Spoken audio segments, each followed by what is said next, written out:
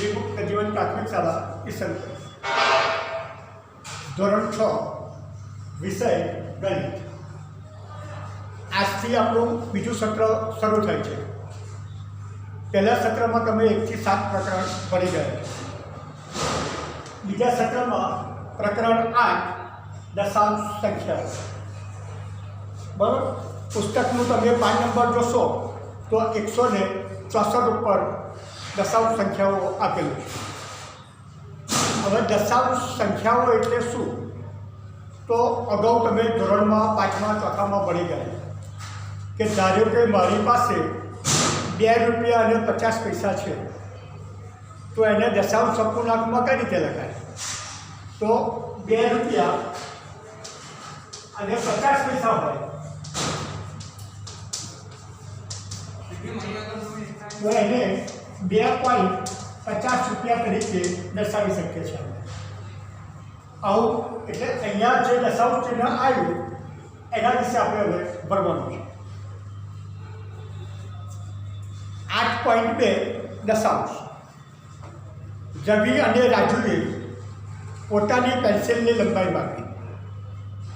રવિની પેન્સિલની 7.5 મીમી લાંબી હતી, તો અહીંયા આપણે જોઈએ કે રવિની પેન્સિલની લંબાઈ 7.5 મીમી છે। તો આપણે અગાઉ ભણી ગયા કે 1 સેન્ટીમીટર બરાબર 10 મિલીમીટર, એટલે આનો અર્થ એવો થયો કે 7, 5 અને છેદમાં કેટલા લખાશે 10, એટલે એની લંબાઈ 7.5 સેન્ટીમીટર। ગણિતની ભાષામાં આપણે ગણતરી કરીને લખવું હોય તો 7.5 મીમી। અહીંયા રૂપિયાના પૈસા હતા તો આના રીતે લખાય કે 2.50 અને 1 રૂપિયો એટલે 100 પૈસા થાય। 100 છે એટલે 2 પોઈન્ટ કપાય એટલે 2.50 થાય। એટલે અહીંયા દશાંશમાં ફક્ત આપણે છેદમાં 10 સંખ્યા હોય એના વિશે જ ભણવાનું। હવે રાજુની જોઈએ તો રાજુની લંબાઈ આપણને આપી છે 8 સેમી 3 મીમી। તો રાજુની પેન્સિલની લંબાઈ 8 સેન્ટીમીટર 3 મિલીમીટર છે, તો એનો અર્થ એ થયો કે 8 સેમી 3/1 સેન્ટીમીટર એટલે 10 મિલીમીટર એટલે છેદમાં 10 લખવાનું, એટલે જવાબ 8.3 સેન્ટીમીટર કહેવાય। તો આ પ્રમાણે આ પાના ઉપર ગણતરી આ રીતે આપેલી છે। ચોપડીમાં બધું લાંબુ બહુ લખાણ હોય, પણ મેઇન ગણિત સમજી લેવાનું છે। હવે સામેના પાને ચાલો આપણે યાદ કરીએ કે પહેલાં આપણે શું શીખ્યા। જો આપણે એકમોને બ્લોક દ્વારા દર્શાવીએ તો અહીંયા એક બ્લોક લીધેલો છે, અહીંયા 10ની થપ્પી કરેલી છે, તો આ એક કેટલો કહેવાય? તો 1/10 કહેવાય, કારણ કે એક બ્લોક અહીંયા 1/10 થપ્પી હતી। એ રીતે 2 ભાગ હોય તો 2 દશાંશ કહેવાય, 3 ભાગ હોય તો 3 દશાંશ બોલાય, 5 ભાગ હોય તો 5 દશાંશ બોલાય, 10 હોય તો પૂરો 1 કહેવાય। હવે કોષ્ટક અહીંયા આ દાખલામાં ખાસ ધ્યાનથી જોજો કે અહીંયા આ 10 છે, આ પણ 10 છે, એટલે 10 અને 10 20 થાય। અહીંયા 3 છૂટા છે, તો 10 + 3 છેદમાં 10 એટલે 10 ને 10 20 20.3 જવાબ કહેવાય। એટલે આનો જવાબ દશકમાં આપણે દશાંશમાં લખી શકીએ તો 2.3 થશે। તો આ રીતે એક થપ્પી બીજી થપ્પી એમ 2 થપ્પી અને આ 3, એટલે દશાંશમાં 3 હતા અને એકમમાં 2 છે। તો આ રીતે 2 અને આ 3 એટલે એનો જવાબ 2.3 થશે। અહીંયા આપણે જોઈએ તો 2 થપ્પી છે, એટલે દશકના ખાનામાં 2, એકમમાં અહીંયા ગણીએ તો 3 છે ટોટલ, એટલે અહીંયા લખાશે 3। અહીંયા આપણે ગણીએ તો 5 છે, એટલે 5, તો આનો જવાબ 23.5 થશે. હવે પ્રયત્ન કરોનો દાખલો લઈએ. તો પ્રયત્ન કરોના દાખલામાં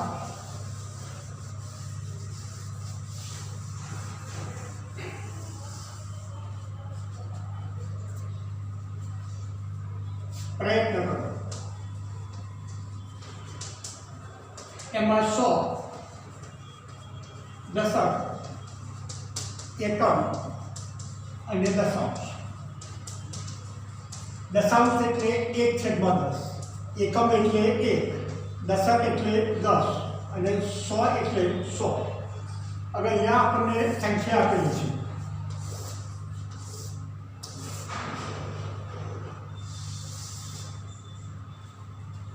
કે 100માં 5 છે, દશકમાં 3 છે, એકમમાં 8 અને દશાંશમાં 1. તો અહીંયા આપણે દશાંશ સ્વરૂપે લખવું હોય તો આ સંખ્યા કઈ થઈ? તો સંખ્યા આ જાતે કોષ્ટક બનાવવાનું છે. તો અહીંયા 538 પોઈન્ટ એક જ છે એટલે 1, એટલે અહીંયા વંચાય 538.1. એ રીતે બીજી સંખ્યા આવી છે આપણને 2, 7, 3 અને 4. તો આ 200, આ 73 એટલે 273, પછી પોઈન્ટ દશાંશ છે એટલે 4. બીજી સંખ્યા જોઈએ આપણે તો 3, 5, 4 અને 6. તો આ 300, આ 54 એટલે 354.6.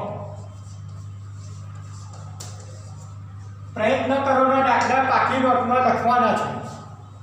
બરાબર, બોર્ડ પર મેં અત્યારે જવાબ એના સંખ્યા આ રીતે તમારે લખવાની છે. એનો બીજો દાખલો આપો છો, કંઈ બીજો પ્રશ્ન પૂછ્યો છે કે દશાંશનો ઉપયોગ કરીને રવિ અને રાજુની પેન્સિલની લંબાઈને સેમીમાં લખો. તો આપણે અહીં સામેના પાનામાં દાખલો બોર્ડ પર પહેલાં ગણેલો, બરાબર. તમે જોઈ શક્યા કે રવિની લંબાઈ 7 સેમી 5 મીમી હતી. એટલે 7 સેમી 5 મીમી એટલે 7.5 દશાંશ એટલે જવાબ 7.5 સેન્ટીમીટર થયો. રાજુના પેન્સિલની લંબાઈ 8 સેમી 3 મીમી હતી એટલે 8.3 સેન્ટીમીટર થયો. આ બીજા પ્રશ્નનો જવાબ હતો. ત્રીજો પ્રશ્ન 1ને સમાન અન્ય 3 ઉદાહરણ બનાવો અને ઉકેલો. તો આપણે બનાવવાની કંઈ જરૂર છે નહીં. એટલે પાકી નોટમાં પ્રયત્ન કરોનો પહેલો દાખલો અને બીજો દાખલો પાકી નોટમાં તમારે ગણવાનો છે. હવે પાછળ પાન નંબર 166 સંખ્યા રેખા પર દશાંશ સંખ્યાનું નિરૂપણ.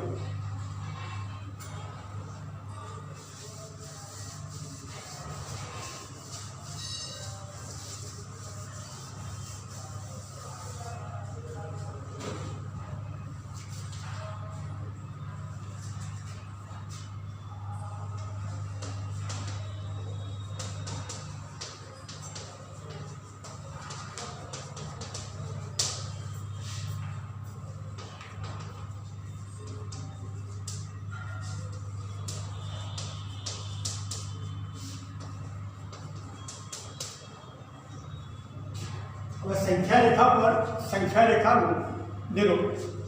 હવે સંખ્યા રેખા ઉપર આપણે કોઈ પણ અપૂર્ણાંક સંખ્યા દર્શાવવી હોય તો કઈ રીતે દર્શાવાય?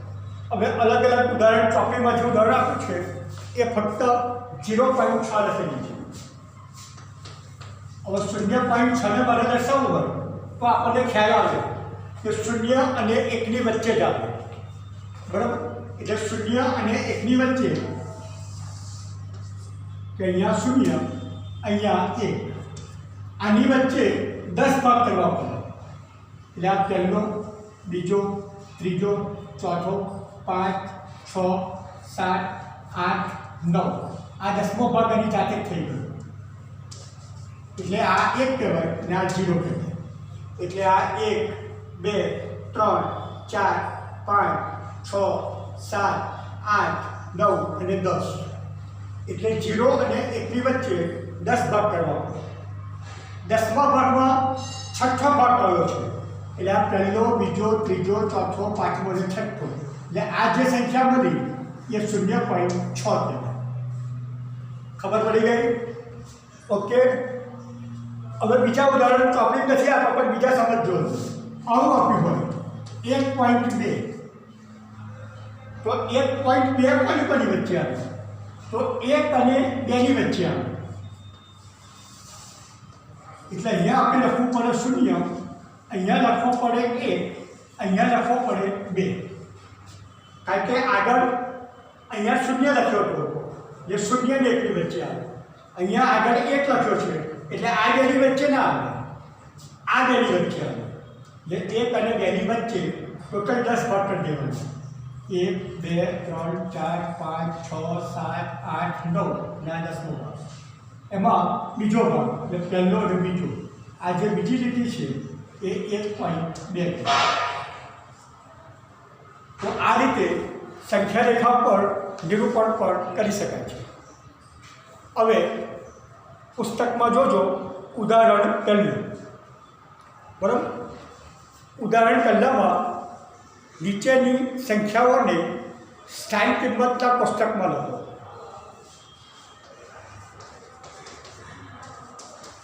$20.5 અને બીજી 4.2. હવે આ બંને સંખ્યા આપણે કોષ્ટકમાં લખવાની કહી છે. હવે કોષ્ટક આપણે આગળ ભણ્યા કે અહીંયા લખાય દશાંશ, એની આગળ આવે એકમ, એની આગળ આવે દશક ને એની આગળ આવે 100. બરાબર? તો આ રીતે તો અહીંયા જોઈએ તો 100 નું ખાનું તો છે જ નહીં. બરાબર? એકમ દશક, અહીંયા દશાંશ, એકમ અને દશક સુધીના જ છે. હવે સંખ્યા તો સંખ્યા આપણને કેટલી આપી છે 20.5 આપી છે. હવે જલ્દી જોજો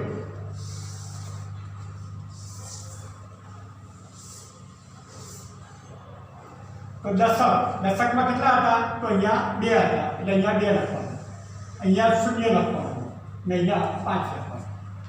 એટલે આ રીતે કોષ્ટકમાં નિરૂપણ કરી દેવાનું. બીજી સંખ્યા આપી છે 4.2 તો અહીંયા દશકમાં કશું છે નહીં એટલે જરૂર કોઈ નહીં તો શું લખી રાખવાનું 0. એકમમાં 4 છે અને દશાંશમાં 2 છે. એટલે આ રીતે ઉદાહરણ 1 આ રીતે દાખલો પૂરો કરવાનો. ખ્યાલ આવી ગયો? એટલે કોષ્ટક સ્વરૂપમાં બનાવવાનું કે તો દશાંશ, એકમ, દશક, આગળ 100 ની સંખ્યા હોય તો 100, 1000, 10,000 એમ આગળ જતું જવાનું. અને જે ખાનામાં જે સંખ્યા હોય એ સંખ્યા એ ખાનામાં લખવાની. એટલે આ દાખલામાં 20.5 હતા એટલે આ એકમ કહેવાય ને દશક કહેવાય. એટલે 2 દશક છે, 0 એકમ છે અને 5 દશાંશ છે. આમાં એકમ અને દશાંશ 2 જ છે એટલે 2 દશાંશમાં આવે અને 4 એકમમાં આવે. 100 આપ્યા નથી એટલે 0 લખી નાખવાનું. ઉદાહરણ બીજું. નીચેના દરેકને દશાંશ સ્વરૂપે લખો. બરાબર? હવે શબ્દોમાં આપણને આપ્યું છે.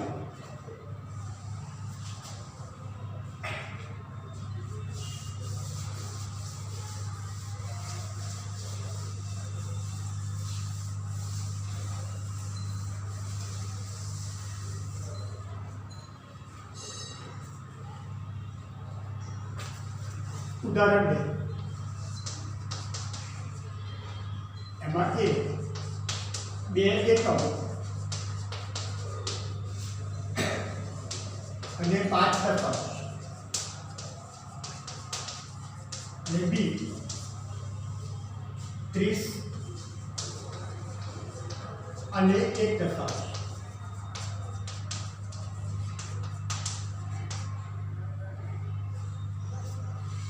તો 2 એકમ 5 દશાંશ તો એને દશાંશ સ્વરૂપે લખો.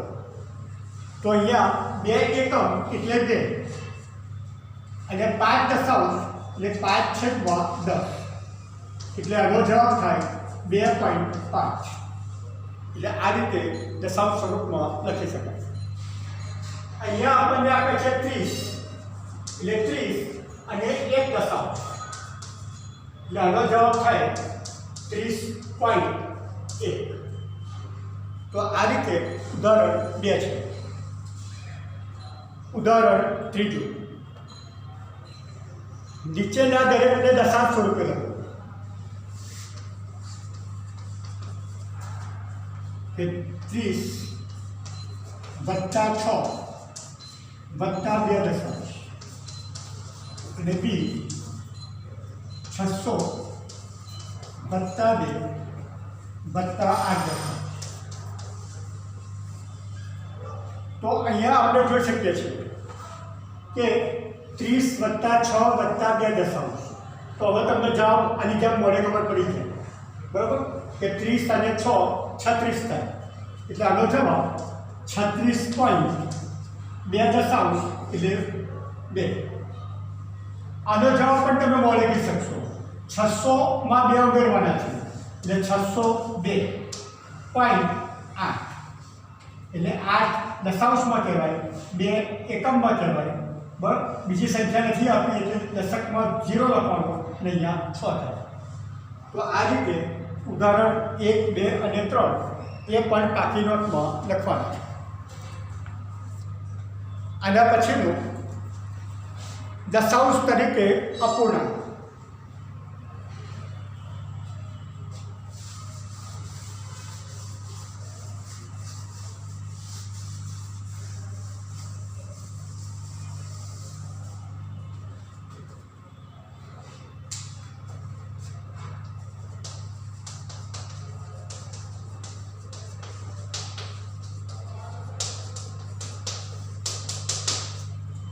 હવે દશાંશ તરીકે અપૂર્ણાંક લખવો હોય તો છેદમાં 10 હોવા જોઈએ, તો જ એને અપૂર્ણાંકમાં લખાય. દાખલા તરીકે આપણને એક સંખ્યા આપી છે 11/5. હવે ખાસ ધ્યાન રાખજો, છેદમાં અહીંયા 10 આપે છે ખરા?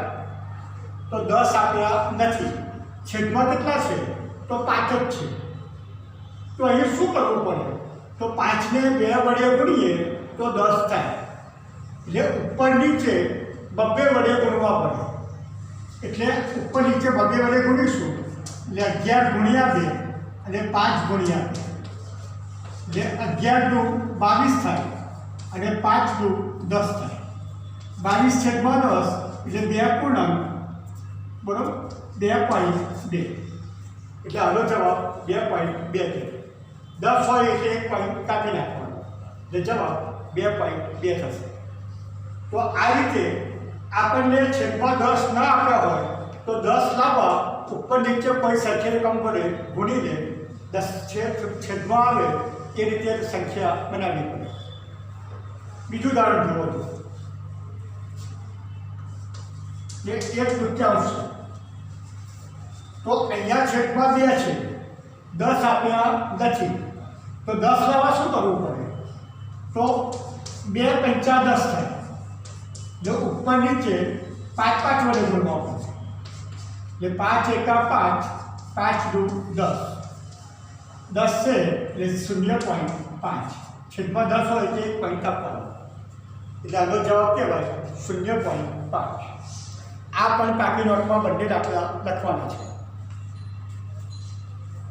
આ રીતે પ્રયત્ન કરવામાં બીજા દાખલા આપેલા છે. જુઓ કે પ્રયત્ન કરો.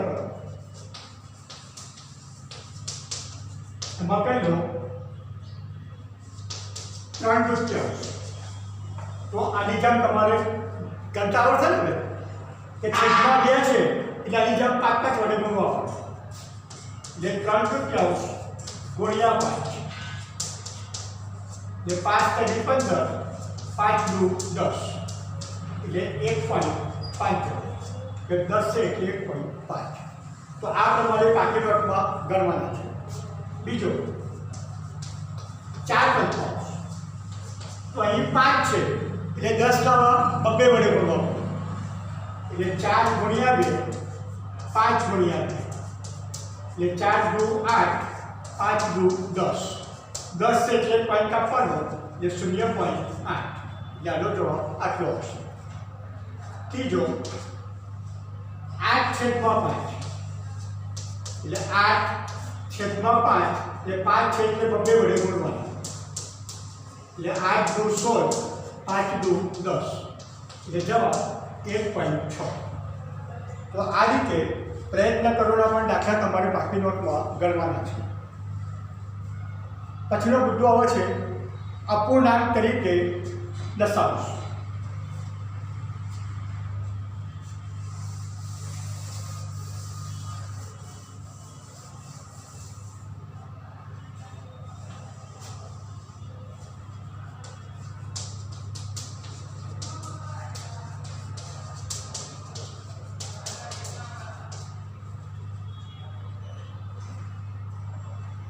તો અહીંયા અપૂર્ણાંક તરીકે દશાંશ ચિહ્ન કઈ રીતે દર્શાવે?